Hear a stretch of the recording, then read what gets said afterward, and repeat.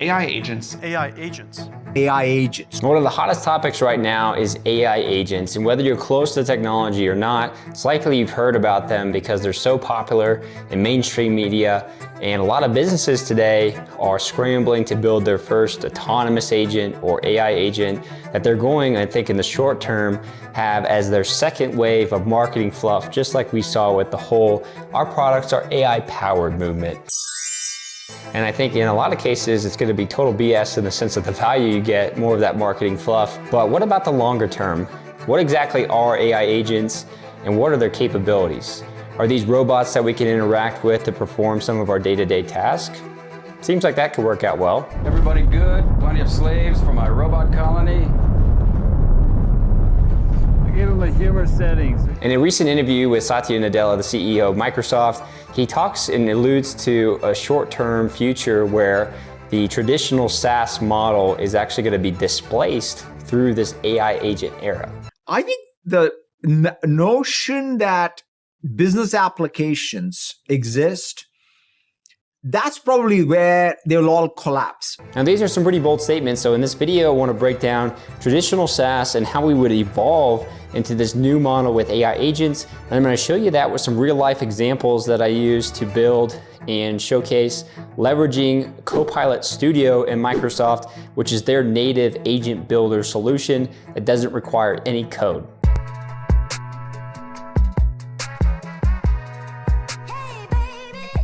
Hey guys, just a quick announcement here. If you're looking for a tool to help automate your Microsoft 365 security assessments in minutes, definitely check out a tool I built called Cloud Capsule. You can sign up for free and run a free assessment. Performing that action just takes a few minutes here. All you need to do is add a domain name of a tenant you want to run an assessment on. You'll grant consent to the permissions we need to read the data in the tenant. And within seconds, you'll start to have the information streaming from the tenant back into this comprehensive report that also maps across different compliance standards like CIS and NIST CSF.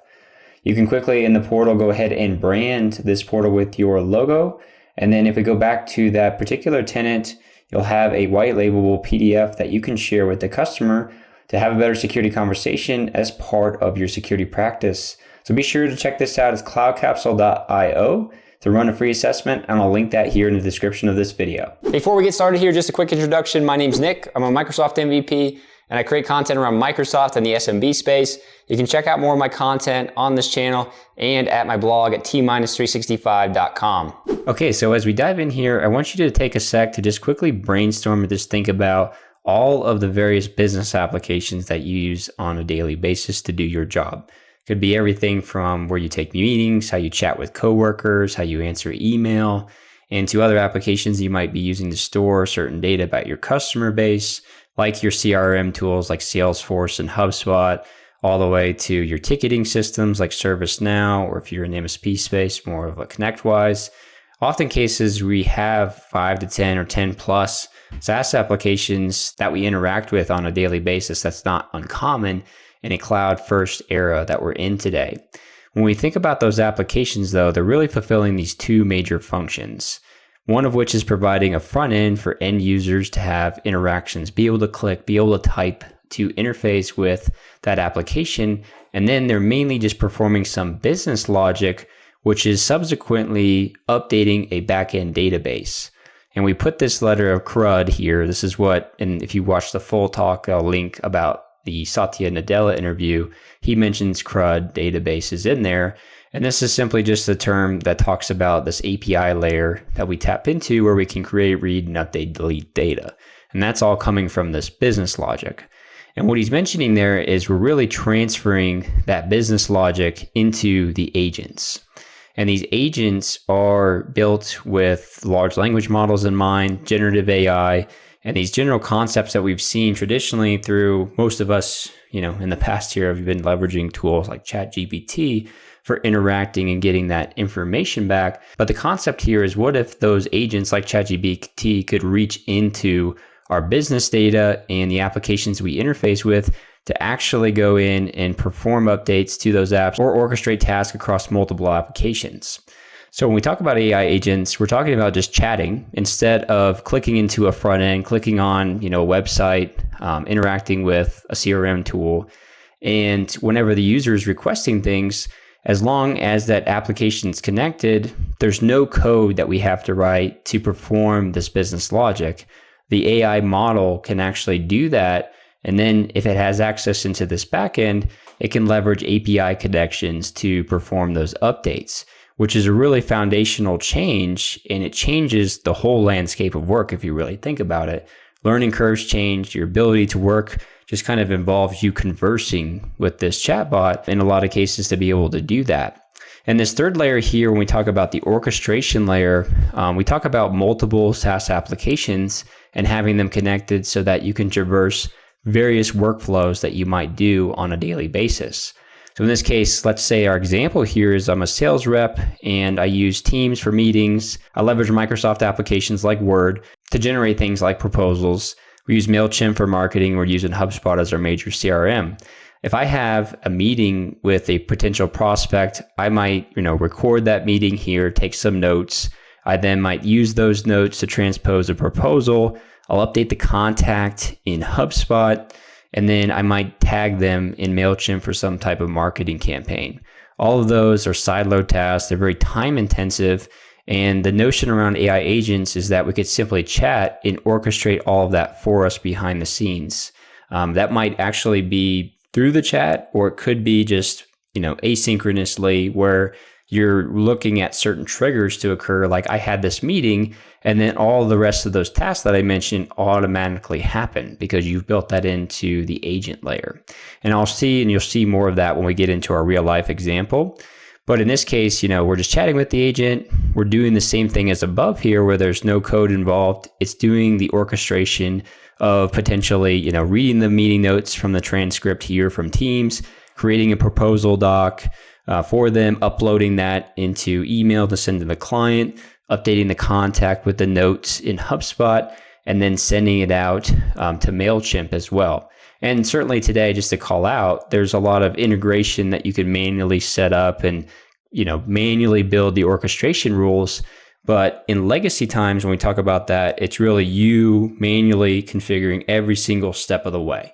And in this case, we're just saying we're using natural language and chatting to have that orchestrated on our behalf without actually physically having to set up all of that configuration that doesn't really have a lot of lines of delineation beyond just kind of that narrow focus. So when we talk about some real life examples here in the business workplace, I built a couple of AI agents really quickly. I built these in probably an hour each that I'm using here to perform a certain task. And in certain cases, like this first one for a loan analyzer, this could actually be somebody's full-time job. And basically, the hypothetical scenario we're positioning ourselves is that we're a loan company, maybe we're a bank, maybe we're somebody who just presents loans in certain areas, and we take in these loan forms from outside candidates, and based off of the form results or the actual submission of details that they provide in there, somebody picks that up in an email most likely, and they review it and they basically evaluate whether or not that loan should be approved or denied. It's a very manual process, and then they usually send an approval or rejection email out to the client, and they store those documents in certain locations within the company. So in this case, what I built here is actually fully autonomous agent that acts asynchronously in that a user will go ahead and submit a form with all of the details that you would want as part of a loan application. Then it's going through and analyzing based off of a connected data source, a document that's looking at kind of the loan requirements that we would accept or take on from a risk perspective. It's determining then whether it should be approved or rejected. And then we're going to send out an email to the applicant saying whether or not that was approved or rejected. So let's see that. I'm more of a visual guy. So let's go see that now so you can understand more about how this would work. So we've got this form that we've created here just with Microsoft Forms, and this is giving basically all the information we'd want to collect, monthly income, employment duration, things like that. And I won't go through this in depth for the sake of time. I'll definitely walk through it again in a future video in depth. But effectively, these are the fields that we're going to evaluate to say, we're going to take on this loan or we're going to reject it. And then additionally, we have this documentation. It's really a knowledge-based article. This could be multiple different data sources. It could be, previous loan submissions. It could be coming from a database. This is really a simplistic example, but let's just say we have kind of our standards that we use for, this information that we say is an approval rejection. It's kind of like if you were training a new employee and walking them through, okay, you're going to read this form that somebody submits, and this is the criteria you have to measure against to say that it's approved or rejected. Very basic examples here, but I want you to notice also that we're looking for things like debt to income ratio, and that's not necessarily a question we would ask on the form. So we're actually going to have the agent calculate that based off of the submission results as part of that input. And we don't even know, or we don't even have to know how to calculate that as well too, as you'll see in this example. So lastly here, this is Copilot Studio. This is Microsoft's AI agent builder. And I will do a future video kind of walking through this in depth, but on a high level here, this is giving us kind of this GUI or interface to really quickly build an agent that doesn't require any coding or anything like that. We're giving the agent instructions, much like you would if you've done any prompts with ChatGPT as an example, but we're basically giving it these steps. And again, think about if you're training a new hire, the steps that you would give them to fulfill a certain task. This is basically what we're doing, and the more detailed you get here, the better results, in my opinion, based off my testing. From there, you have these tabs at the top. We've connected our knowledge here, which is that loan approval doc. We have our topics here, which can be used for chatting, like an interface, like a live bot.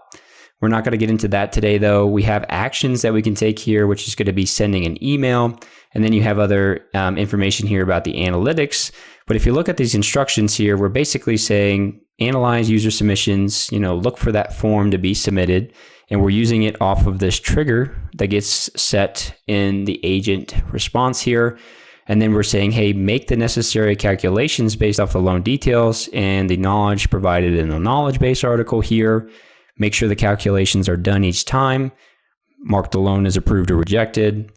Provide clear and concise feedback. And then use these actions of send an email. So within here, I can go through and actually submit a form. And then we'll be able to see this in live real time of the calculation and the email. So I won't bore you with filling out this entire form, but I'm going to fill out some fields here, like my name, hypothetical birth date, and you'll see as we'll fill in all these here, you have certain fields that you'll fill out like the monthly income, you'll fill out employment duration, things like that. So let's go ahead and just fast forward to me submitting this, and then I'll show you the rest of what happens with the agent. So within here, you can go ahead and test the agent. And this in this case says, hey, I'm the loan analyzer, and I set this up again in about an hour. We can test the trigger here, and this is when this response is submitted. So we went through and actually submitted a form. I've done this multiple times for testing that you'll see here. When I click on start testing, this is actually going to go through and analyze the form responses, and you'll be able to see that here. It's going through and actually checking the knowledge sources from the knowledge that we connected. And that's just one document. It can actually scan entire SharePoint document repositories, things like that, to generate kind of that synopsis of what we're doing. And then here it's generating this email that it's going to send based off of connecting to my Microsoft environment. And it's basically analyzing, the subject, the to, who's this going to, and then the actual body of this message that's going out as well here too. And we'll actually see this in the email, but it's actually performing all of that analysis and then the summary to the requester here, in this case, who submitted the loan application. So here's the email that I got sent out to based off of the loan approval criteria. And we get this rejection here as well. It gives us this subject line here of loan application analysis result. And within here, you could format this a little bit better so it's not just this big chunk of text in a paragraph, but it gives this detailed explanation of why it was rejected. It talks about credit score. It talks about debt to income ratio here not meeting the requirement. Talks about, the employment duration meeting the requirement. And really details out that completely so they see all of this in one spot. So this is so cool, so powerful, because again, this didn't require any code. This could be somebody's main responsibility or part of their responsibilities that you could fully take off. And you would want to clean this up a little bit, like I mentioned, but you can see really the power of what we can produce just by establishing an agent. And this interacted with multiple applications in the sense because we interacted with Microsoft Forms, we interacted with email, we interacted with, obviously calculating and summarizing this, and we could extend that, into other applications as well too in the future. The other business example we have here is an application access request or application access agent. And this would allow you to chat with an agent in Teams. It would then send a approval request for an application that you're looking for. That would either be approved or rejected. And then if it's approved, an email is sent to IT to go ahead and provision that application. We could even take that a step further to document it in an Excel sheet. We could add the user to a group in Entra. There's a lot that you can begin to chain on based off of those events, but I just wanted to give you a taste today of what this would look like, given this model here is something that we can actually extend out. And I think there's still some time where this is going to continue to get better and better because there's still some funkiness with it that I'll go through in future videos.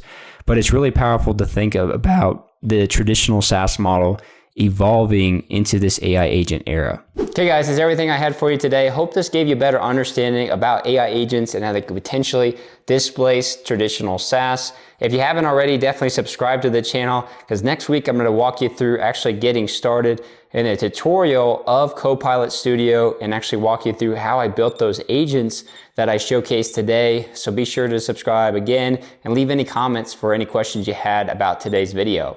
I'll see you guys next week.